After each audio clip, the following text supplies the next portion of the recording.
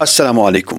آج ہے منگلوار، جولائی کی 21 تاریخ۔ اگر آپ پہلی بار ہماری چینل سے جڑ رہے ہیں تو سبسکرائب ضرور کریں تاکہ آپ روزانہ دیش دنیا کی خبروں سے باخبر رہیں۔ دوستو، شروعات کرتے ہیں ایک انتہائی غمگین خبر سے جو جموں کشمیر کے ضلع پونچھ سے آئی ہے۔ جی ہاں، وہاں ایک خوفناک لینڈ سلائیڈ کے نتیجے میں 7 افراد اپنی جان گنوا بیٹھے ہیں۔ اس قدرتی آفت کی سب سے دردناک بات یہ ہے کہ مرنے والوں میں 2 معصوم بچے بھی شامل ہیں۔ اس سنگین حادثے پر شدید دکھ کا اظہار کرتے ہوئے وزیر اعلیٰ عمر عبداللہ نے متاثرین کے لواحقین کے لیے 6 لاکھ روپے کے معاوضے کا اعلان کیا ہے۔ حالانکہ کوئی بھی رقم کسی کی جان کا متبادل نہیں ہو سکتی، لیکن یہ حکومتی قدم ان دکھ کی گھڑیوں میں خاندانوں کے لیے ایک چھوٹی سی راحت ضرور ہے۔ لیکن موسم کی یہ ناراضگی یہی ختم نہیں ہو رہی۔ محکمہ موسمیات نے جموں کشمیر کے مختلف حصوں کے لیے ریڈ الرٹ جاری کر دیا ہے۔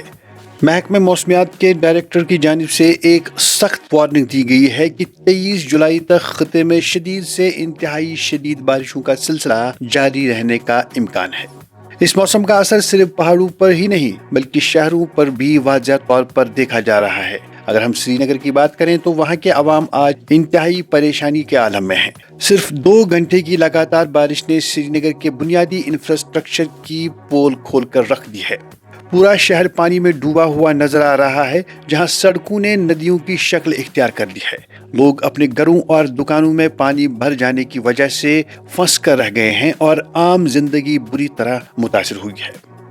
اسی ماحول کے بیچ ماحولیات اور جنگلی حیات کے حوالے سے ایک چھوٹی سی راحت کی خبر اوم پورہ سے آئی ہے، جہاں لوگ پچھلے کچھ وقت سے خوف کے سائے میں جی رہے تھے، لیکن اب وائلڈ لائف حکام نے ایک طویل اور تھکا دینے والے آپریشن کے بعد بالآخر 3 تیندوؤں کو زندہ پکڑنے میں کامیابی حاصل کر لی ہے، جس کے بعد مقامی آبادی نے چین کی سانس لی ہے۔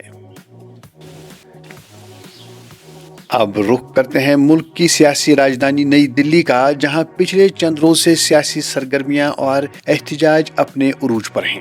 جہاں دوستو جموں کشمیر کی اسٹیٹ ہوڈ یعنی ریاستی درجے کی بحالی کا مسئلہ اب سڑکوں پر آ چکا ہے۔ نیشنل کانفرنس نے دلی میں اپنے آئینی حقوق کی بحالی کے لیے ایک بڑا اور پرامن احتجاج کیا۔ اس احتجاج کی قیادت جموں کشمیر کے سینئر رہنما ڈاکٹر فاروق عبداللہ کر رہے تھے۔ ان کا پیغام مرکز کے لیے بہت واضح اور 2 ٹوک تھا۔ انہوں نے کہا کہ جموں کشمیر کے عوام کو اب مزید کسی غیر معینہ مدت تک انتظار نہیں کروایا جا سکتا، ان کا صبر اب جواب دے رہا ہے۔ اس موقع پر وزیر اعلیٰ عمر عبداللہ نے بھی مرکزی حکومت پر کڑی تنقید کی۔ ان کا کہنا تھا کہ مرکز نے ہی انہیں دلی کی سڑکوں پر آ کر احتجاج کرنے پر مجبور کیا ہے۔ انہوں نے ریاستی درجے کی بحالی میں ہونے والی تاخیر پر سخت سوالات اٹھائے اور اپنا نقطۂ نظر واضح کرتے ہوئے کہا، پہلے اسٹیٹ ہوڈ اور اس کے بعد اسپیشل سٹیٹس۔ اس سیاسی ہلچل میں سی پی آئی ایم کے سینئر رہنما ایم وائی تارگامی نے بھی اپنی آواز ملائی اور وزیر اعظم نریندر مودی سے سیدھی اپیل کی کہ وہ عوام اور مرکز کے بیچ ٹوٹے ہوئے اعتماد کو بحال کریں اور جلد از جلد ریاستی درجہ بحال کریں۔ دوستو، دلی کے اندر جہاں ایک طرف یہ پرامن سیاسی احتجاج ہو رہا تھا، وہیں دوسری طرف سیکورٹی اور قانون کی صورتحال اس وقت بگڑ گئی جب کاکروچ جنتا پارٹی کے کارکنوں نے پارلیمنٹ کی طرف مارچ کرنے کی کوشش کی۔ اس احتجاج کے دوران حالات اچانک کشیدہ ہو گئے۔ پولیس کو ہجوم کو منتشر کرنے کے لیے آنسو گیس کے گولے داغنے پڑے اور سخت لاٹھی چارج کرنا پڑا۔ اس ہنگامے میں کئی کارکن زخمی ہوئے ہیں۔ حکومت نے اس مارچ کے خلاف سخت کریک ڈاؤن کیا ہے اور حالات کو قابو میں رکھنے اور افواہوں کو روکنے کے لیے اس علاقے میں انٹرنیٹ سروسز بھی معطل کر دی گئی ہیں۔